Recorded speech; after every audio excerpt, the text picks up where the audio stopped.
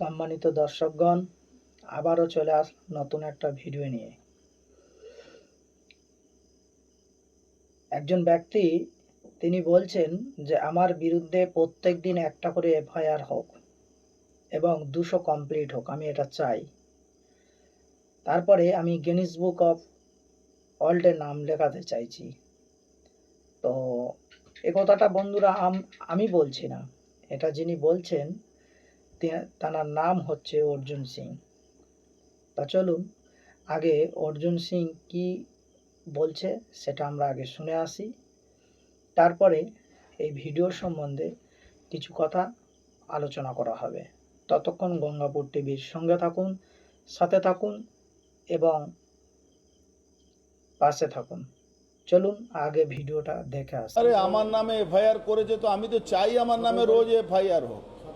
আমার 200 FIR complete হওয়ার পরে গিনিস বুকে 5টা নম্বরের মধ্যে আমি থাকব।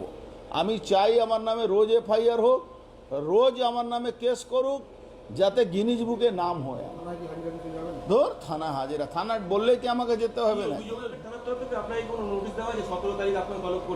না ভাই, আমার কাছে নোটিশ আসেনি, নোটিশ এলে আমি খুশি হব। ফিরে আসলাম। তো কি বুঝলেন? প্রথমে দেখলাম যে অর্জুন সিং তিনি বলছেন যে একজন ইউটিউবার তিনি কোশ্চেন করছেন যে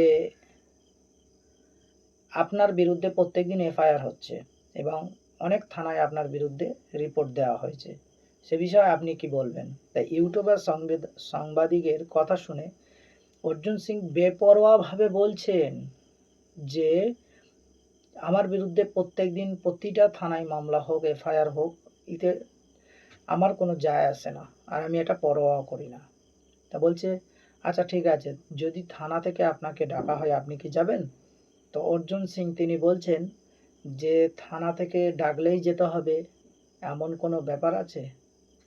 আচ্ছা দর্শক মণ্ডলী, আপনারা জানেন যে আমরা সংবিধান এবং গণতন্ত্র দেশে বসবাস করি। এই দেশে আমাদের একটা সংবিধান রয়েছে, আর কেউ যদি বা পুলিশ প্রশাসন এবং সংবিধানকে না মানেন তাহলে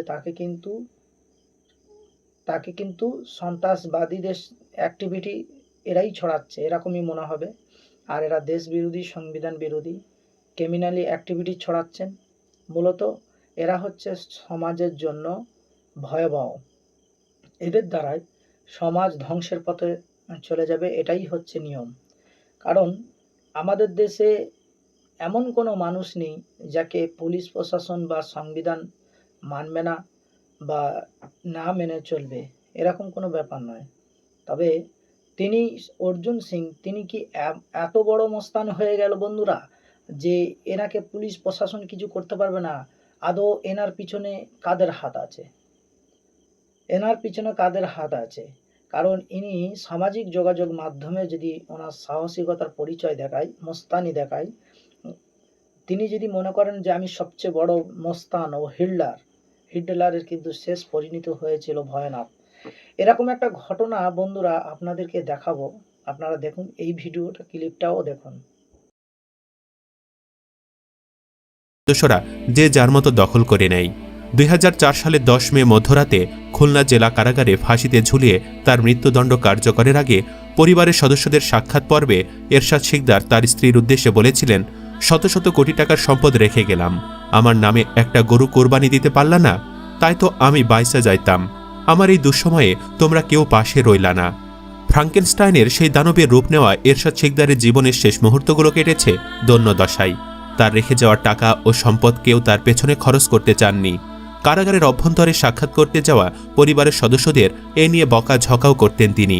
এমনই পরিস্থিতি কন্ডেম সেলের ভিতরেও তার বিখ্যাত গানটি তিনি গাইতেন গুনগুন করে। আমার কাগজ কেটে চলে যায় আজকে রাত্রে আমার মৃত্যুর পর আমার লাশটা তৈরি হয়ে যায়, আর কেউ কাছে দিবি না। এরশাদ শিকদারের নৃশংসতা এমনই ভয়াবহ ছিল যে আস্তে ধীরে রয়েস হয়ে কষ্ট দিয়ে খুন করতেন তিনি।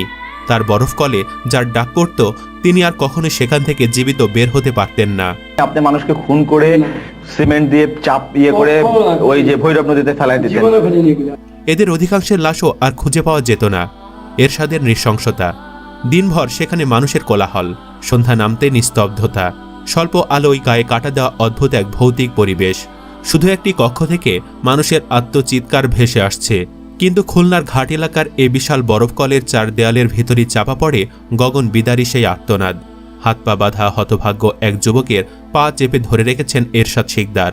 আরেকজন বড় হাতুড়ি দিয়ে পায়ের ওপর পিটিয়ে যাচ্ছেন অবিরাম। পা থেতলে গেছে, চূর্ণ বিচূর্ণ হয়ে গেছে দুই পায়ের হাড়। হাতুড়ি রেখে মানবরূপী দানব এরশাদ শিকদার ধীরে সুস্থে একটি রশি নিলেন, রক্তাক্ত যুবকের গলায় পেঁচিয়ে ধরে টান দিলেন। যুবকটির নড়াচড়া তখন বন্ধ, নাক মুখ এমনকি চোখ দিয়ে রক্ত গড়িয়ে পড়ছিল, জিভ একটু বেরিয়ে পড়েছে। মানুষরূপী দানবটি মৃত যুবকের নাকের কাছে হাত রেখে নিশ্চিত হলেন প্রাণ নেই। এরপরও তিনি ঠান্ডা হলেন না। হঠাৎ মেঝের ওপর পড়ে থাকা যুবকটির বুকের ওপর দাঁড়ালেন, লাফাতে শুরু করলেন। পাঁজর ভাঙ্গার শব্দ হলো, শান্ত হলেন তিনি। এরপর বড় এক বালতি দুধ দিয়ে গোসল করলেন এরশাদ।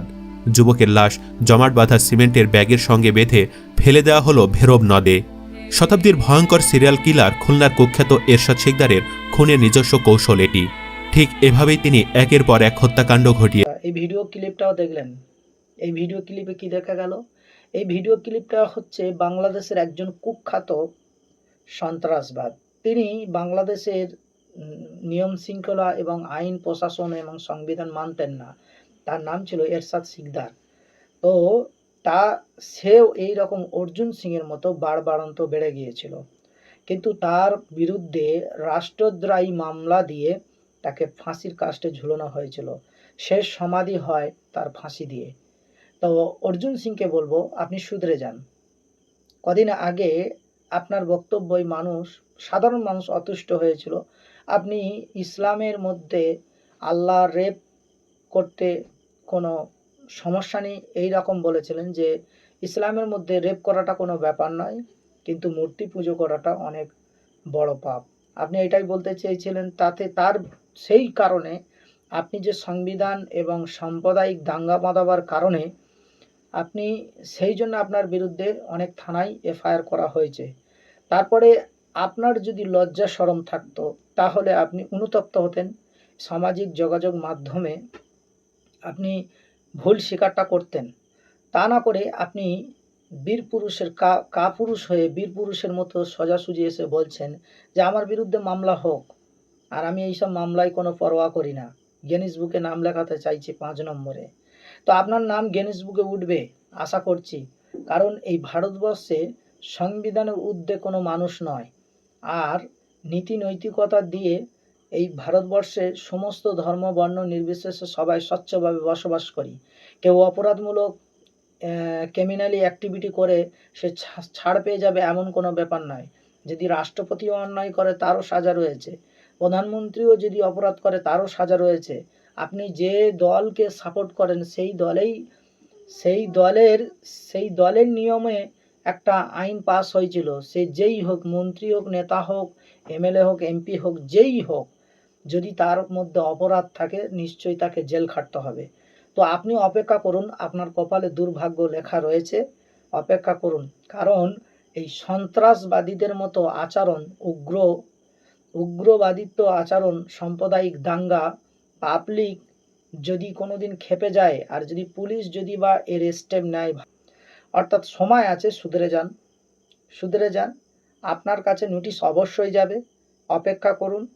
কারণ এই রকম বড় বড় কথা এরশাদ শিকদার বলেছিল বাংলাদেশে, তার বিরুদ্ধে রাষ্ট্রদ্রোহীর মামলা করে তাকে শিক্ষা দেওয়া হয়েছিল, দেশবিরোধী মামলা দেওয়া হয়েছিল, দিয়ে তার শেষ পরিণতি ফাঁসি হয়েছিল।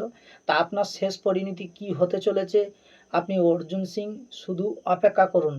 সিং ভেঙে আপনি যদি মনে করেন বাছুর হয়ে যাবেন তাহলে কিন্তু হবে না। কারণ মানুষ, ভারতবর্ষের গণতন্ত্র প্রিয় মানুষ, সংবিধান প্রিয় মানুষ, এই দেশে, এটা গণতন্ত্র দেশ, এই দেশে হিন্দু, মুসলমান, খ্রিস্টান, জৈন, বৌদ্ধ সমস্ত ধর্ম বর্ণ নির্বিশেষে সমস্ত মানুষের সমান অধিকার। আর সেই অধিকারের কারণে ঠিক আছে আমরা সংবিধান মেনেই চলি। যে যতই বড় নিজেকে মস্তান ভাবুক না কেন, সেটা তার কাছে সে ভাবতে পারে, ঠিক আছে। কিন্তু যখন আপনার বিরুদ্ধে মামলা করা শুরু হবে, আপনার কোমরে দড়ি বেঁধে আপনাকে কোর্টে তোলা হবে, অবশ্যই তোলা হবে, সংবিধান সেটাই বলে। অর্থাৎ সময় আছে, শুধরে যান। আর বন্ধুরা, আপনারা যে দেখছেন, যে যেখান থেকে দেখছেন না কেন, এই সমস্ত উগ্রবাদিত্ব সন্ত্রাসবাদী যারা সন্ত্রাস ছড়াচ্ছেন এবং যারা উগ্র হিন্দুত্ববাদিত্ব নামে যারা মাওবাদী শিক্ষা দিচ্ছে এবং যাদের ব্যবহারে পাবলিক ক্ষিপ্ত হয়ে যাচ্ছে, সরকারের কাছে অনুরোধ করব এই সমস্ত ব্যক্তিদেরকে বাইরে না রেখে আপনারা এদের বিষয়ে সুমোটো মামলা করে, জামিন অযোগ্য ধারায় মামলা করে এদেরকে গ্রেপ্তার করা উচিত, অবিলম্বে গ্রেপ্তার করা উচিত। না হলে দেশে অশৃঙ্খলা সৃষ্টি হতে পারে, সাম্প্রদায়িক দাঙ্গা বাঁধতে পারে। আর এখন দেখার পালা বন্ধুরা, যে এই অর্জুন সিংয়ের বিরুদ্ধে প্রশাসন কি হস্তক্ষেপ করে। তা চলুন, ততক্ষণ আপনারা গঙ্গাপুর টিভির সঙ্গে থাকুন, সাথে থাকুন। যারা ফেসবুক থেকে দেখছেন তারা পেজটাকে ফলো দিয়ে পাশে থাকুন, আর যারা ইউটিউব থেকে দেখছেন তারা গঙ্গাপুর টিভিকে সাবস্ক্রাইব করবেন, লাইক করবেন, কমেন্ট করবেন। ততক্ষণ আপনারা সুস্থ থাকুন, ভালো থাকুন। দেখা হচ্ছে পরবর্তী ভিডিওতে। আপনাদের মূল্যবান বক্তব্য আপনারা কমেন্ট বক্সে এসে জানিয়ে যাবেন। দেখা হচ্ছে পরবর্তী ভিডিওতে।